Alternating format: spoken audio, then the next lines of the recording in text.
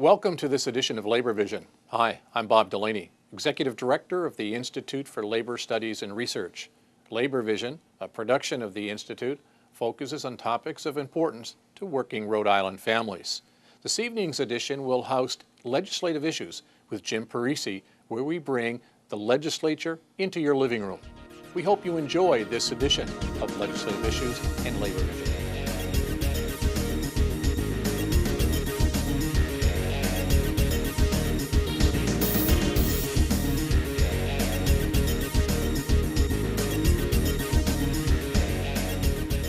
Thank you for joining us for this edition of Labor Vision, where we bring the General Assembly right into your living room.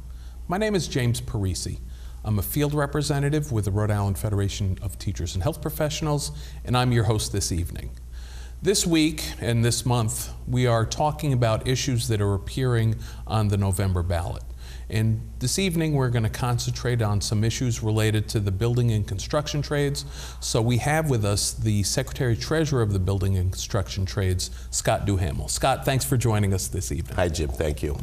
On our previous show, we talked about questions 6 and 7, the transportation hub bond issue and then the open space bond issue, which is question number 7. Why don't we work our way backwards a little more and talk about the bond issue number 5 on the November ballot. What can you tell our viewers about November 5 and why should they support it? Okay, well, I have a unique point of view as I sit on the Rhode Island State Council of the Arts. This is an arts capitalization bill, $35 million spread across a variety of arts facilities, from opera houses to the Philharmonic to even Trinity. And as we all know, they're as important as they are for the state, for the children of our state, for those of us who seek entertainment. They also, tourism, I think very important for tourism and for the attractiveness of our state to always continually improve these facilities. They're tough to keep up. They cost a lot of money. You know, many have been around for a long time. They get outmoded in certain ways with new technology, et cetera. So this would hit a variety of arts facilities, $35 million, substantial, which would be a number of small jobs amounting to 30%. So of course, construction-wise, once again, this will be prevailing wage, which allows the people we represent a fair chance at getting to work there. And I also think it's really important for arts facilities to always be upgraded and improved. And we have a highly regarded arts community in Rhode Island. For a small state, we're often talked about as a place who sits neatly between New York and Boston, yet almost holds its own as far as the arts go. Many people who come here to go to school here don't leave and end up in our arts community. And there's we really have a well-loved and well-liked, and we attract many people to come see the variety of arts in Rhode Island. I'm very proud of the arts in Rhode Island. Are these projects located throughout the state? Throughout the state, from Westerly to Bristol or whatever. So they're throughout the state. I'm sorry I can't be more specific, but I haven't quite memorized them all yet. And the bond issue is $35 million? $35 million, yes. Okay. And do you have a sense on how it works? Because these bond issues, this is the state borrowing money. Are they going to then assist all these different arts organizations in their own construction projects? Yes, they've had specific ask from each one, so that's already on the table. These will directly go to where they're already pointed towards. So the best thing about this one, you'll have all those arts facilities, hopefully with the people that follow them and their subscribers, et cetera, all fighting to get this one passed. And this money is dedicated not to operating a theater or in a company. It's about the facilities themselves. No, and it's funny you say that, but we have had some problems in this state about the operation of theater as far as utilizing union help. And one of the pledges we've made, those of us who are working for this, is that perhaps we can get some dialogue going in some of the facilities that we think ought to look at utilizing, particularly IATSE, the stagehands union, who is flourishing right now, and it looks like it's ready to get bigger and better. And I would hope that perhaps with our help, maybe we'll help the dialogue grow. So maybe we can change some things in some of those houses. Yeah, that would be important in moving things forward about the people who work in these facilities. That is for certain. Yes, indeed. Yeah. So the variety of projects that are part of question number 5 must attract a variety of supporters, similar to what we talked about last time about the variety of supporters on open space bond and transportation bond. Here we have theaters, we have music companies, we have an orchestra involved, all who have a piece of this.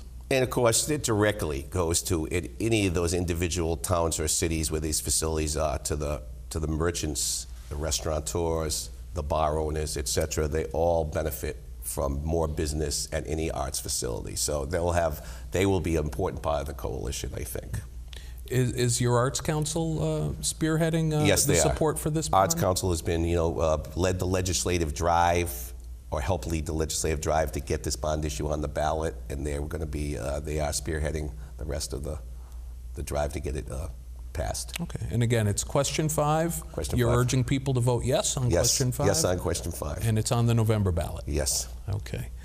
Another question on the ballot as we move our way backwards is question 4. Now, this is a significant in terms of size of the bond that's dedicated to higher education. Why don't you tell our viewers about question 4? Question 4 is particularly exciting for me because it's a very large construction project, $125 million URI School of Engineering. We all know that this will be a long-lasting project with a lot of construction workers, but as someone who went to URI, we all know the engineering school, even when I was back there in the 70s, was always known that someone who went to the engineering school would actually get a job. And it's always been a place that produced real jobs. And it has a good reputation, but the facilities are woefully behind. And no one could deny that. This is a chance for URI to jump into the future and have a facility that represents the education that they're presenting down there. I think this, among the many coalitions supporting this, higher education, URI alum, et cetera, are many of the engineering firms in New England. They believe that this is essential. Just as, we've had the School of Pharmacy, the School of Chemistry, both recently been, new buildings, redone, up to date with all the new technology. This is could be the biggest, well, it will certainly be the biggest project numerically, but I also think for a school that's always been successful, we've had a lot of proud graduates of that school go on to bigger and better things. I think it's almost essential for the next step to keep that School of Engineering flourishing.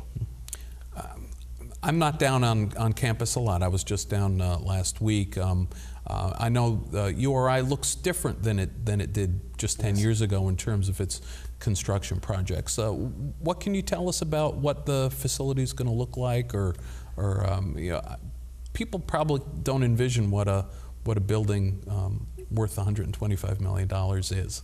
Well, it'll be the most modern architecture and technology. In fact, the funny thing about URI and all college campuses, it'll be right next door to probably buildings that were built in the 60s or 70s, making it look like an anomaly, or those buildings look like an anomaly, the space age versus the past.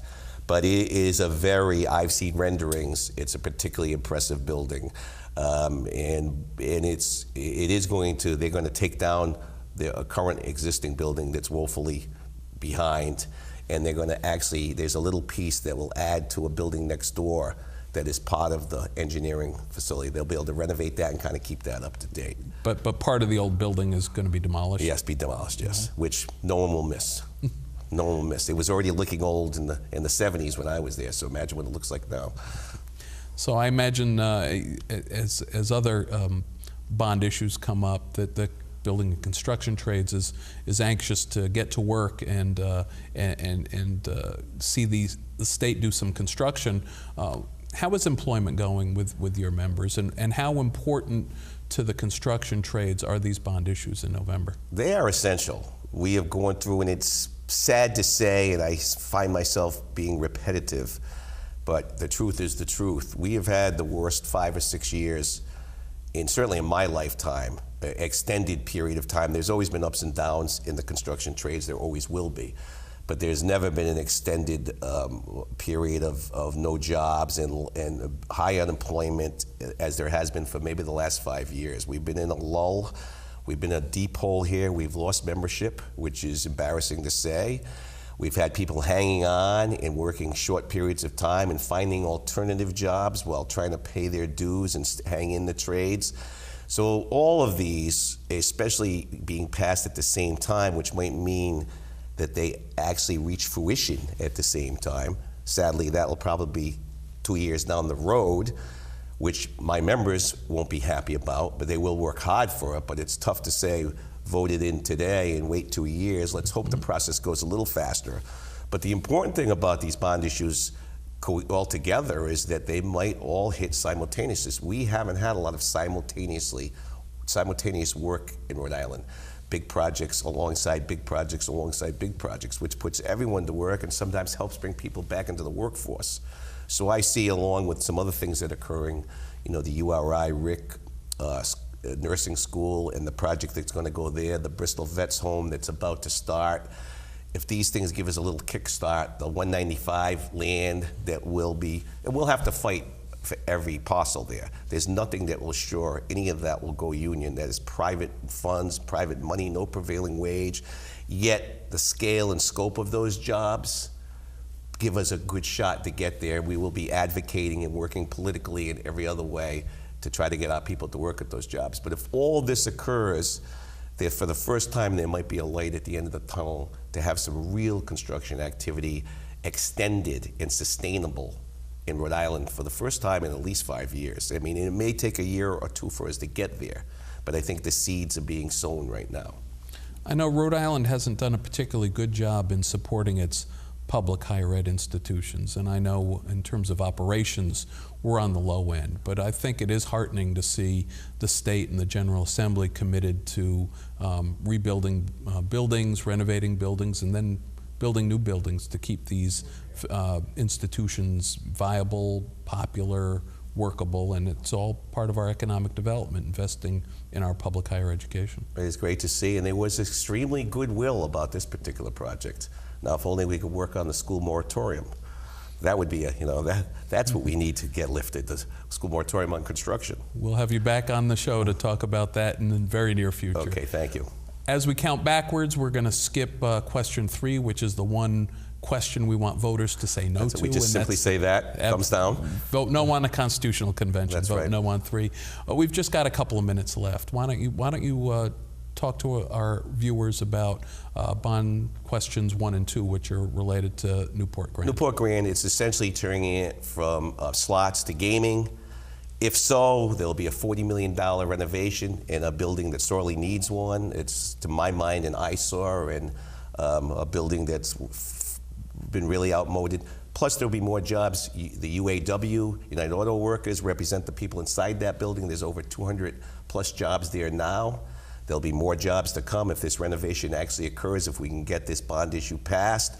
So it's another important jobs bill, I think. It'll be very big construction, $40 million, but it'll also provide jobs in-house. So I really hope that we can get people on board on that one also.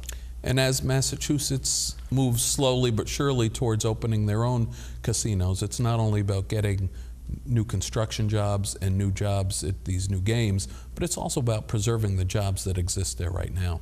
Quite literally, it may be saving that facility from extinction.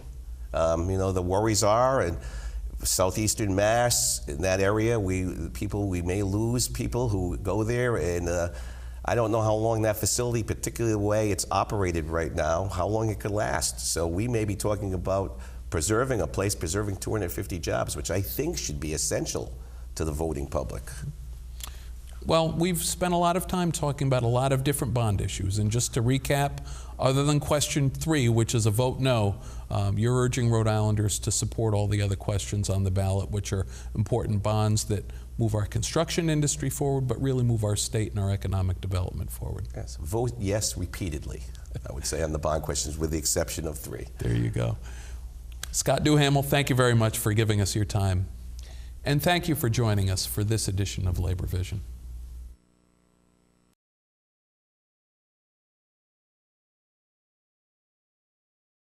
Thank you for joining us for this edition of Labor Vision, where we bring the General Assembly and their issues right into your living room. My name is James Parisi. I'm a field representative with the Rhode Island Federation of Teachers and Health Professionals, and I'm your host this evening. This week and this month, we've been talking about a number of different issues that are appearing on the November ballot here in Rhode Island.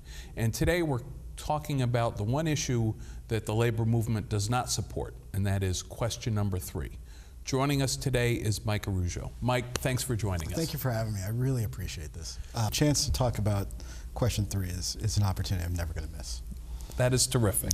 And I was in attendance when the coalition that was opposing the question had their press conference at the old State House, Right. and you spoke. What was on your mind at that time? Why were you concerned about whether or not Rhode Island has a constitutional convention? It's interesting, to tell you the truth.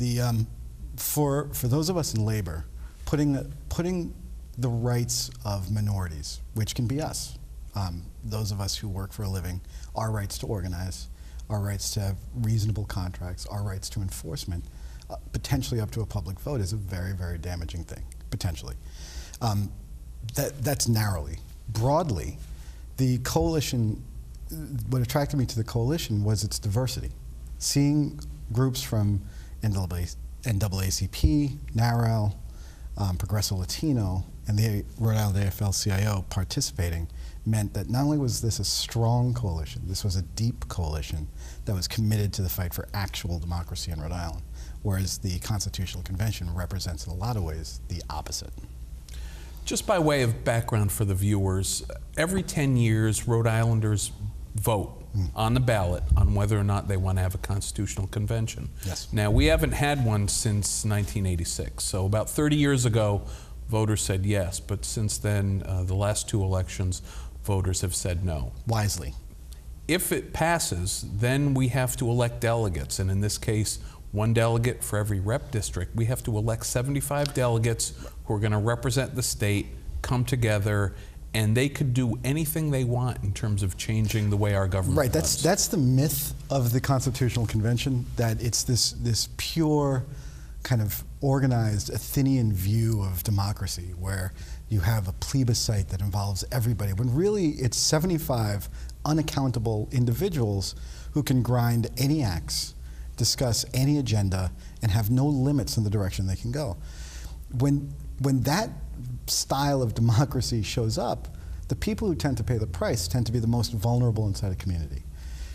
If you leave the potential out there for people, the 75 people, who could easily organize, and would not be that difficult, nor that expensive for them individually to do, they could decide everything from our right to organize, like I mentioned before, or the rights of our LGBT community, the rights of immigrants in the state, the rights of a woman's access to abortion.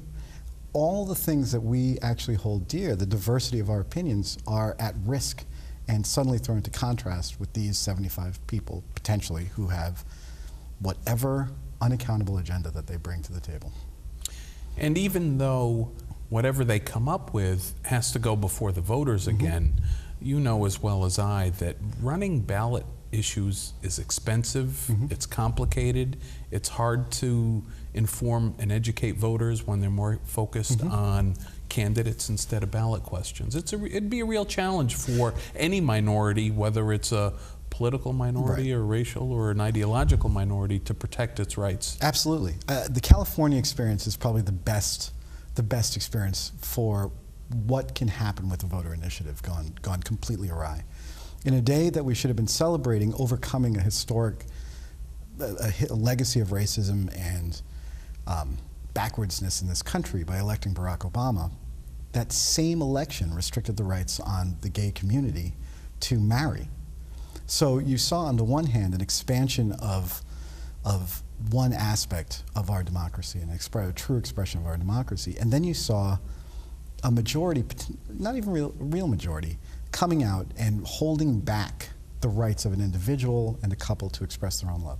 Now, for us to take that kind of risk, not only is damaging and dangerous, it could lead us down to a road that says, if this is effective, and if this is the path that we really want to lead, then what's to prevent black people from going to the back of the bus again? What's to prevent women from losing full franchise? What's to prevent our moving forward? We have a process that's democratic in the state. and we have a good process, and we wisely passed and forewent a constitutional convention the last 2 go-arounds. We should definitely do it again. 1986 was a miserable failure. The penalty that was paid by women and the divisiveness of that campaign left scars in the state that we still feel today. It goes against the principles of unity. It goes against the principles of democracy, as far as I'm concerned. It's the pretense that bothers me the most about it, I think. Well, I know there's some advocates who are unhappy with the state of the state.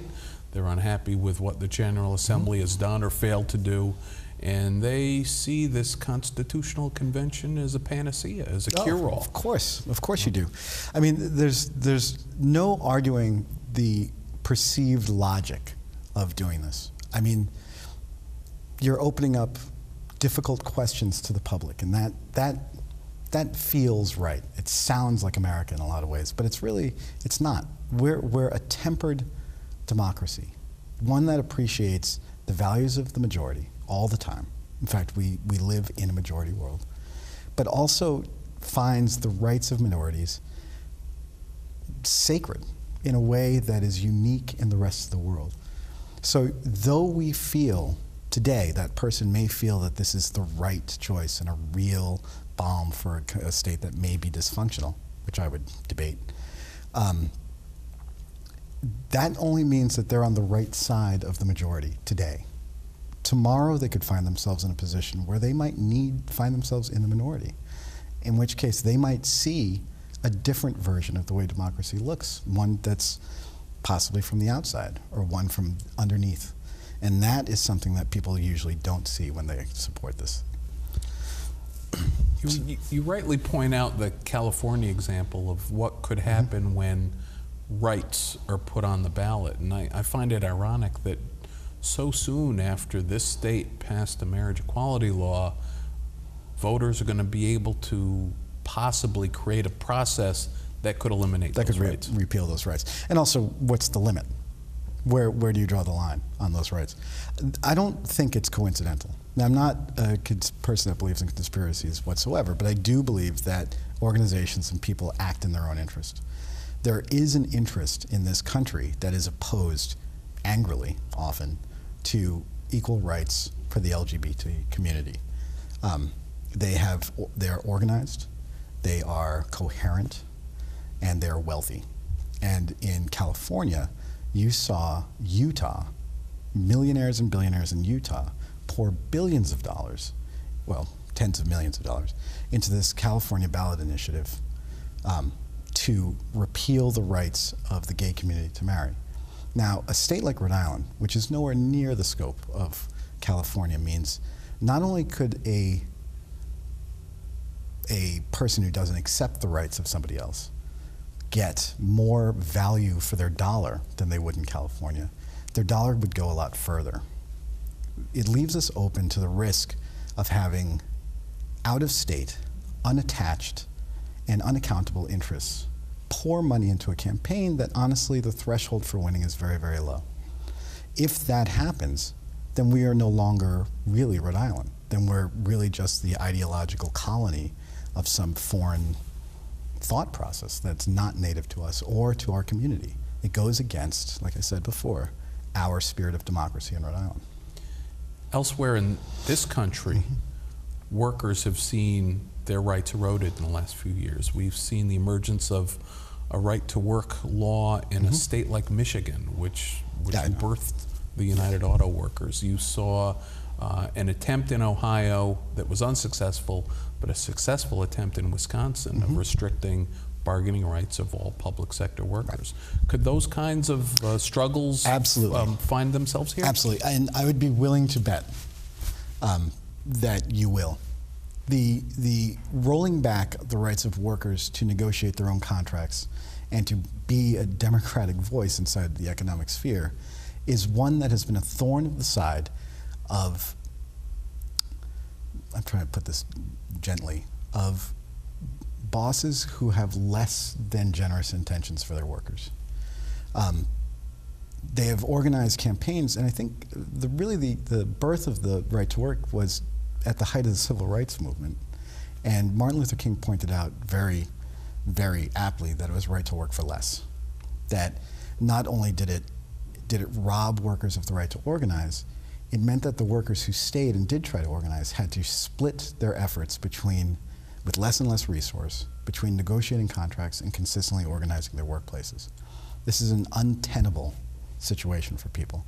And also a collective right, of which in the United States is rare, that is so valuable and so vital to the interests of working people and to everybody, that to do anything to erode it is to really undermine the fabric of the middle class and working class growth and social mobility in this country. It's a sacred right, and it's one that really, honestly, I believe should be enshrined constitutionally. That's I would have a convention for, but that would be a national convention. This is not something that should be taken lightly. I know it's an off-year election, and turnout tends to be low in these elections, which is something that the forces that believe in abrogating rights and believe in scaling back the ability of our citizens to express themselves freely count on low turnout, and they count on a misinformed public. Things like right to work sound great. Things like employee choice sound great. Things like school choice sound great in theory, but then the reality is much uglier and much more painful and much harder to undo. A right taken away is a much harder thing to come back, and one that takes so much effort that it would be devastating to the long-term health of the state and indeed the way our democracy functions. I mean, we would have to redo our concepts of democracy if this goes through. We would have to go back to a way where we're organizing for our basic freedoms one more time. And I don't know that we're all prepared for that right now. I'd rather avoid the issue.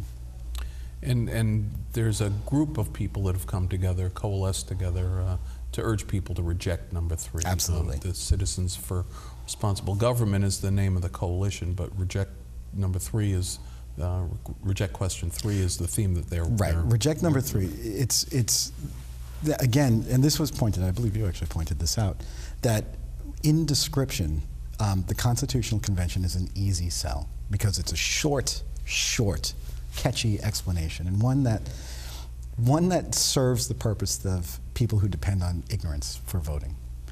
Our position of rejecting number 3 is a much more nuanced and complicated position, like a democracy should be, where you have many interests, each one acting in their own accord, thinking about the larger body, but it's nuanced. You have to make room for people, and you have to make room for compromise. Rejecting 3 allows that room. Allowing 3 to pass, if it should pass, would circumvent our ability to interact with each other directly.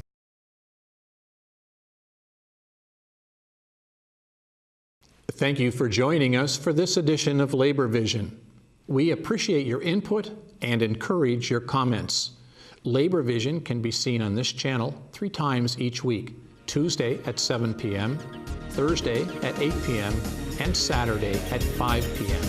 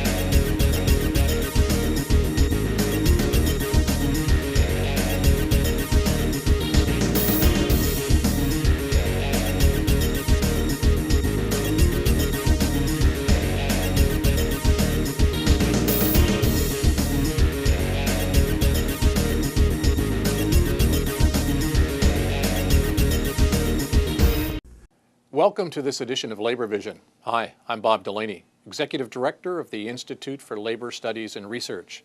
Labor Vision, a production of the Institute, focuses on topics of importance to working Rhode Island families. This evening's edition will host Legislative Issues with Jim Parisi, where we bring the legislature into your living room. We hope you enjoy this edition of Legislative Issues and Labor Vision.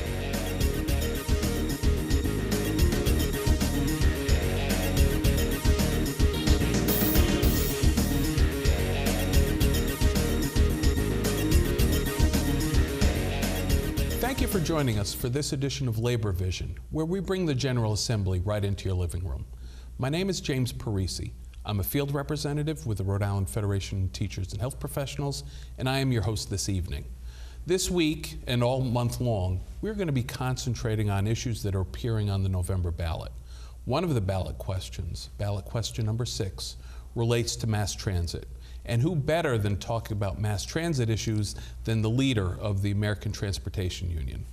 Paul Harrington, thank you for joining us today. Thanks, Jim. Thank you very much. Why don't you start by letting us know quickly what question 6 is on the November ballot? Question 6 is a referendum vote to acquire $35 million upfront seed money from the state of Rhode Island to support and finance 2 new hubs that they want to build in downtown Providence. So right now, the main transportation hub is, or should I say was, Kennedy Plaza. And they're looking to do some major construction downtown? Absolutely. Kennedy Plaza right now is in the middle of a revitalization project. But this is about moving our public transit system, the infrastructure and the amenities into the 21st century for all the Rhode Islanders that dedicate and depend on mass transit. Perhaps before we talk about the hubs themselves, let's talk about mass transit for a minute. Why don't you give our viewers a sense on how dependent Rhode Islanders are to using the mass transit system in our state? You know, people are usually pleasantly surprised by the number of Rhode Islanders that depend on our mass transit, either by want or need, in the business communities that we serve. We give roughly 60,000 rides a day on our transportation system and our public transit, mass transit system. That's a huge number in and of itself, isn't it? It is. As a year, we run around a little over 20 million rides per year, Jim. And for a state of 1 million people, that means a lot of people are relying on mass transit on a regular basis. Absolutely. Our system has been improved by our new CEO. The service and the frequencies have been improved, so riders can have more of a convenient ride. And the end product to that is, and we really in desperate need of it, Kennedy Plaza has been the transportation hub for over 100 years. For our public transit system, and it's time that we move in, and with the governor's vision and him moving this bond forward to acquire a $35 million state share of a possible federal funded 2 new hubs, one on the east side of the city of Providence and one on the west side of the city of Providence. I read recently that there's some issues about doing some kind of light rail or trolley system in Providence. Is that any way related to these transportation hubs? In the future, they could be. They could be connected. Right now, the talk of the light rail would run from Thayer Street, up on the tunnel, down through Kennedy Plaza, out toward the east side of the city, and eventually end up near Rhode Island Hospital. But it would go through that new land, which has been now allocated because of the 195 project, and has great opportunity. And that's another thing people don't realize or understand, is that mass transit, for every dollar they spend on public transit, there is a return of almost $4. So it's economically smart for a state, and especially the state of Rhode Island, to invest in a better public transit system, even if it's facilities and amenities for its passengers, because there is an economic growth and a value to that. I know you mentioned that Kennedy Plaza is being redone. Where are the riders being located temporarily while the renovation's going on and before this hub becomes a reality? The riders are unfortunately been, the plaza's been blocked off and completely ripped down and started over almost. And they've had temporary bus stops all around Down City to give the passengers the opportunity to ride buses. There is some inconvenience because of the distances. Ripped is a little bit of a disadvantage because instead of being centralized in one spot, Jim, they're unfortunately spread out citywide. And then once a new hub is put together, assuming this bond goes through, it's all going to be located in one particular place. Why don't you let our viewers know what the plan looks like? Where physically are these two hubs going to be located, and which one's the main hub? Right now, our transportation system's always been centralized like a spider web. And Kennedy Plaza has been the center of that web for, like I said earlier, over 100 years. And the vision of the two hubs is going to be one, adjacent and on the north side of the train station. That hub will be a complete a building that would house all the bus berths. It would have security, lighting, information, bathrooms, and obviously it would be out of the weather elements. That is a very complicated hub. It will be built over the tracks and the Amtrak tracks, and again, adjacent to the train station. But to have a mobility center like that, a state-of-the-art mobility center, is really 21st century thinking. It's about time we get there, where people can take buses to that hub. They can get on trains to go to either Boston or New York. There's obviously service from that hub that will bring them out to the airport, and it connects with the, that side of the city. Yeah. The other hub is on the other side of the city, where they would like to build a garage behind the Garrahy Jiu-Jitsu complex. That garage, they wanted to allocate all the street level, is what we're hoping to get, is all the street level would be considered our second hub of our system.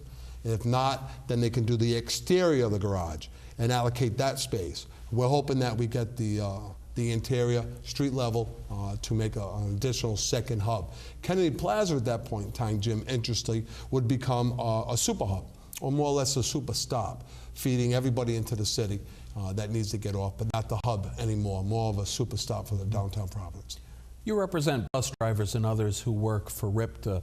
Why is the creation of these hubs important to you and your members?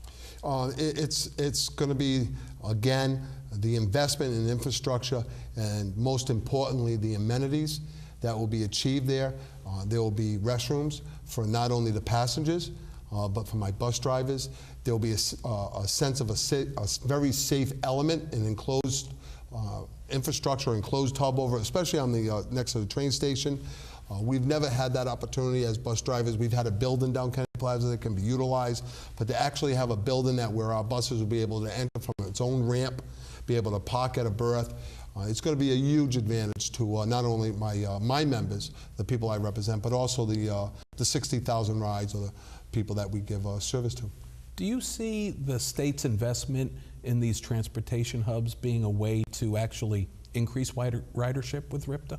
I believe so. I think that it's going to have a big impact on people having faith in our mass transit system, and to encourage additional riders to start taking the bus and to utilize our public transit system to get to and from work. I know the 195 relocation project has opened up a lot of space, and I've been following the issue of the building of that the parking garage by the Garrahy courthouse. I know there's right now a lot of potential, but there's not a whole lot known about what new businesses are going to be relocating down there. How do you think this new satellite hub plays into the whole redevelopment of that area? Well, this satellite hub over on the Garrahy's section of town will spur economic growth. Because of the number of people that will either board, right, or exit at that hub, it'll create a variety of opportunities for coffee shops, dry cleaners, restaurants. It will definitely be a positive on that side of the city, have a positive impact on that side of the city. So in terms of what the group looks like in terms of supporting this, obviously we could see where your members would be interested in this hub. Are there any other organizations that are weighing in support of question number 6, which is going to appear on the ballot in November? Jim, that's a great question. Actually, the response from the private and the public sector has been huge. There is a coalition that's been formed and moving forward. The number of people signing on as either partners or supporters, I believe we're up to 27 the last time I counted, and it's a variety of groups. We have the Rhode Island Foundation, we have G Capital, we have obviously the Amalgamated Transit Union, and the lead is the Coalition of Transit Choices. They do a phenomenal job in the state of Rhode Island. Grow Smart Rhode Island. There are a host of people attaching themselves to this question 6. It doesn't surprise me that organizations like Grow Smart would be pushing this. They always believed in doing economic development in city centers and kind of keeping things together. And I can imagine this hub expansion, this hub creation, is really going to be a shot in the arm for downtown businesses in our capital city. Yeah, it's about, it's definitely going to have, again, a positive effect on the city of Providence, but we can't be concentrated just on that. We know that's going to be the end result when these hubs are done. It's going to spur some economic growth. It's going to create jobs. Is another thing we can touch on. As we all know, we need to create jobs in the state of Rhode Island. But the other thing that's really important here is that it's actually, I would like to phrase that it's good for Rhode Island as a whole. The majority of our passengers come from outside the urban area of Providence, from Woonsocket, Warwick, and East Providence. And Rhode Island would benefit by these 2 hubs being built, and as well as the city of Providence. It'll be a quality of life and a better public transit system for all. So I know that there are several different bonds on the ballot this coming November. What are you and your co-workers in your coalition doing to make sure that people focus on question number 6 and view it in a positive light? Well, the question 6 is in this coalition that we have formed. I've come up with a lot of brainstorming and ideas to promote question 6. So we have billboards that are going to be expressing our value about a better Rhode Island with question 6. We have a whole campaign that we've been working out. I believe on the 24th we're going to have a kickoff event to get it really up and going, to educate people on question 6, the $35 million seed money, to hopefully and eventually get federal dollars matching and maybe up to 80% of whatever we spend on both projects is essential. And the other thing about this is what makes it very unique, Jim, is that if it, and one of the reasons we put it on the ballot is if it gets voted by the Rhode Island citizens, and hopefully it's supported, and we'll be ahead of the curve as far as other states seeking federal Tiger grants or federal dollars for transportation needs. Because it's been approved, we'll be way ahead of them, and it'll give us the ability to acquire that federal dollars to finish the project.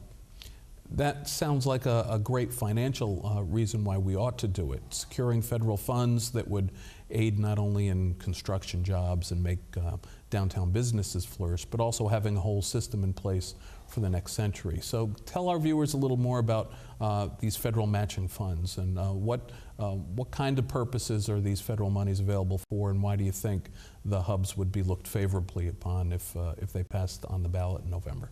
Well, the federal government comes out with all sorts of federal funding, and one in particular is what they call a Tiger grant. And we've already, because we've got this coalition going, and because we have it on the ballot, we've already received a $650,000 Tiger grant already. Moving forward, again, it's essential that if this passes, it will put us in a very, very good position to acquire federal funding up to 80% of the total cost of the project. And because it's been bond approved by the citizens of Rhode Island, again, gives us the ability to get those federal dollars. What does the timetable look like? I know sometimes voters approve something, but it takes a period of time. I won't put any other words to it, but it takes some time to get things going. How quickly do you think we'll see the ground broken on a new hub if the voters say yes in November? When the groundbreaking, I'll be honest with you, Jim, I would say it would be at least a year away. They're looking at possibly this will be a 5-year project to conclude and finish both hubs. This is just a first step in a long process, is getting a bond approved and the $35 million from the state. So what are the negatives? What are you worried about in terms of what is on voters' minds when they look at question number 6? Is your coalition taking a look at people coming out against it, or fears or concerns? What do you identify as hurdles you need to overcome to get voters to say yes? Well, and again, it's a very good question. We have done some polls, and to our surprise, we've had very little negativity regarding the question 6. Our biggest challenge is to reach out to the people that don't either understand our mass transit system or the value of our mass transit system or don't utilize our mass transit system, and to get them engaged and encourage them to come out and vote for 6. That's our biggest challenge, and I think we can succeed. I think we can get them with a proper campaign, and if we promote this properly, once again, I feel confident that we can achieve a yes on 6. I know I do a lot of driving as part of my job, and every time I'm stuck in traffic, I wish there were more people taking mass transit. I think there's a lot of reasons why people who don't use mass transit would benefit from mass transit enhancement by voting yes on 6. Absolutely. Again, people don't understand the economic impact that a public transit system, and a very good one, has on the state of Rhode Island. And a great deal of corporations that look to invest in Rhode Island or build here, one of their criteria is how good is your public transit system. And they look into that to make sure before they make that investment. So there is a lot of positives about public transit, and it's our obligation to teach them. Have any prominent politicians or candidates weighed in on this issue? Is there general widespread support on this bond issue? We have had no politicians have opposed it. I will say this is I've had a recent meeting with a Democratic primary winner, Gina Raimondo, who expressed to me her commitment to our public transit, as well as to say that these hubs get going, and get finished. Okay. So any final words on question number 6? What one thing would you want voters to think about when they get to that question down on the ballot when they are voting in November? Well, like our message stipulates, vote yes on 6. But it's about improving the quality of life of Rhode Island and Rhode Islanders. It's about improving our public transit system and getting amenities for the 21st century, for the 60,000 rides we give a day and those passengers, and just to improve the overall quality of Rhode Island.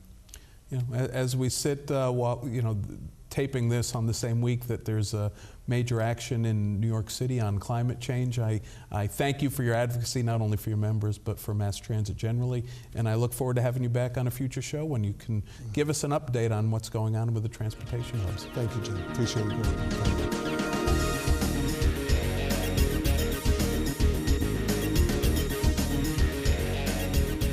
This week and this month, we are talking about issues that are appearing on the November ballot. And this evening, we're going to concentrate on some issues related to the building and construction trades. So we have with us the Secretary-Treasurer of the Building and Construction Trades, Scott Duhamel. Scott, thanks for joining us this evening. Hi, Jim. Thank you. As I always ask you at the beginning of every show you're on, who are in the building trades? How many members do you have? What organizations are part of the Rhode Island Building and Construction Trades? Well, we represent 16 different construction trades, ranging from the painters and the glazers to the laborers, iron workers, plumbers, sheet metal workers, boiler makers, on and on. And we represent, I used to proudly say 10,000 members, but I have to be truthful, in the last few years, with the downward trend, we're probably closer to 9,000 members across the state of Rhode Island, men and women. Yeah. And you come out of the Painters Union yourself? I'm the Painters Union. I'm business representative of the Painters Union, yes. Okay. We're going to talk about a couple of different questions on the November ballot. We're going to start from the end instead of the beginning, because I see you have a lapel sticker with yes on 7. Perfect. Why don't you start by telling our viewers what is the question number 7 on the November ballot? Okay, well, I came from a very good kickoff event today, and I just also want to say, if you allow me to editorialize for a second, I'm really happy you're doing this show, because it's often forgotten in the general election how pivotal bond questions are. I think pivotal for the economy of the state and pivotal for the workers we represent. Question 7 is $53 million, clean water, open space, and healthy communities. It's a variety of projects, all of which I've just mentioned. And it's also, there will be 15 million specifically at the Roger Williams Zoo for 2 buildings there. So these are all prevailing wage projects, which is important to the people I represent and also to the contractors that the people we represent work for, who are small, medium, and large Rhode Island-based contractors who do this as union contractors and who pay prevailing wage every day. This allows them an even playing field to bid. Doesn't mean that anybody, necessarily that we get the work or all the work, but we have a much better opportunity to get on this work. So this one is a particularly interesting one, I think, because it is a variety of projects from small to large. And I find this one, I joked today at the kickoff, it's a twofer. It's for our members as much as, and their families, as much as they're looking for opportunities to work. I find this really appeals to the Rhode Island middle class worker. This is about our bay, our parks and recreation, our beautiful zoo, all of which the people I represent, and many other unionized workers in the state really enjoy and want to see be better and better and improved and more improved. I know our zoo is one of the most widely attended attractions in the whole state of Rhode Island. You indicated about $15 million of this $53 million bond is being dedicated just for projects at the Roger Williams Park Zoo. And as anyone who's been there over the years has noticed, it's been in a constant state of improvement. One of the reasons I think it's so nationally recognized and well attended. And this will be a series of another 2 buildings that are in disarray that will be improved and will allow them to have new whatever the word is, I can't think of the word, but whatever. State-of-the-art facilities, perhaps? Yeah, state-of-the-art, no, but you have new places where people would tour and attend, so. People are always looking for something new and different when they go to attractions, especially something like a zoo where someone may have gone years ago. So I imagine if they build something new, it's going to attract people to come back who haven't been there in a while. I think so, and plus it's an oasis in the midst of Providence. I think it's really, the inner city residents of Providence have really turned out in recent years. It's an attraction to our very own natives. And plus when you're out of state, it's kind of cool to drive someone through the city and say, we're going to go to a beautiful zoo. It's kind of, it's weird for them to picture that it'll be right in the middle of the city. So I think all in all, the zoo has been a great place. It's also a great tourism place. It also provides for our own natives recreation. And of course, selfishly, there could be construction jobs at the end of that.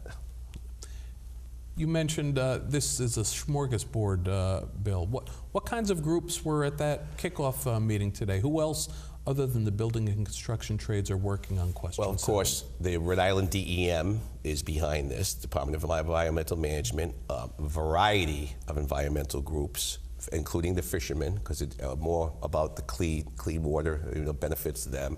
So I would say there was a large portion of groups that were there. Yeah, it sounds like a pretty varied coalition for Question 7 on the ballot. I imagine people who are pushing Question 7 might be worried a little bit once voters, after they vote on candidates, then you get to questions. Question 7 is sitting at the end of our ballot. I think so. That's what makes it worrisome. I think, but like as you said, it has such a variety, a good coalition, much like Question 6, a really strong across-the-board coalition who hopefully can reach out to everybody in the state and make them aware and educate. Bond questions, as you well know, have had a high success rate. But you would think this year, and with our current economy, we have to be worried about any of them, especially one that sits down at the end of the ballot. Yeah, and that's why it's probably so important that you and other groups have come together to do some advocacy. Let's hope so. You mentioned Question 6. I recently had as a guest Fuzzy Harrington talking from the Transportation Union, talking about the transportation hubs. What is the building and construction trade interest in question number 6? Well, it's an infrastructure bill, which, a lot of road building, which remember we represent many members who work strictly on the roads. And it's extremely important to Fuzzy and his group, as we know. And I also think, once again, it's one of those double-edged swords. It's extremely important to a lot of the families and the people we represent, many of who use public transportation every day in this state, and also many who are concerned about the environment of this state.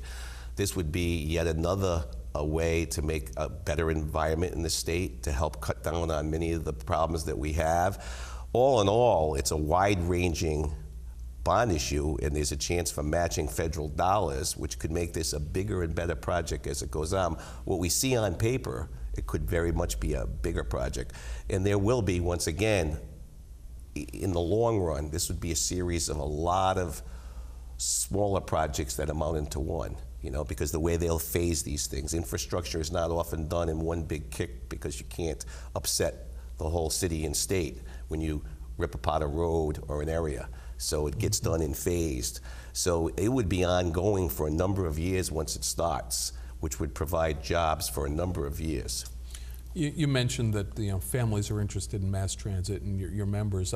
One number that stuck out in my mind when Fuzzy was on the show was talking about how RIPTA provides 20 million rides a year to Rhode Island, over 20 million rides a year to Rhode Islanders. So there's plenty of union members and other working people who are using RIPTA on a regular basis, not only to get to work, but to see family and go downtown and for other reasons. Without a doubt, I'm personally very aware of this. I represent in the Painters Union a lot of members from the Providence, Pawtucket, Central Falls area. Now, of course, in the building trades, we almost insist you must have a car will travel because you could be shifted from a job site to a job site. But I happen to know very personally that many of their family members get to work daily through the transit system. Many of my inner city members, that is the way that they find their way to make a living, on a daily basis. Mm-hmm. So I'm very aware of how important this is. So it's not only an issue about getting jobs for your members, but it's a quality of life issue for all working people. Once again, much like question 7, I think it's a very important quality of life issue. I think it should appeal. I think our problem educating Rhode Islanders is, once again, getting out to the suburbs in the farther regions of our state who don't always recognize the bus system and how important it is. Although there's bus systems everywhere, it seems to be at its greatest, in Providence and a little bit outward. So what worries me on that question is that I hope we convince those people who are living in beautiful East Greenwich or Barrington who haven't seen a bus in a while, or maybe not know what a bus is. I hope we get to the point where they realize how important this is for our state and for the jobs it would create and for the changes it would make to make an efficient transit system that puts more people than, as you just said, than anybody realizes go to work daily, make their livelihoods by getting on and off those buses. I think question 6 and question 7 are issues related to our economic development as well. It's about making our state more attractive to visitors. It's about making the transportation system more efficient so businesses can grow, particularly in the inner city. And that's why support of these 2 bond questions are so critical. I think so, and I think that's what I hope will appeal to those not so intricately involved with the day-to-day workings of the transit system, that they see that this really is a statewide issue too, for exactly the reasons you say. The more efficient a state is, the better it moves, the better it attracts business, the better it attracts tourism. And that's it for this week's edition of Labor Vision. Thank you for joining us. Thank you for joining us for this edition of Labor Vision. We appreciate your input and encourage your comments. Labor Vision can be seen on this channel 3 times each week: Tuesday at 7 p.m., Thursday at 8 p.m., and Saturday at 5 p.m.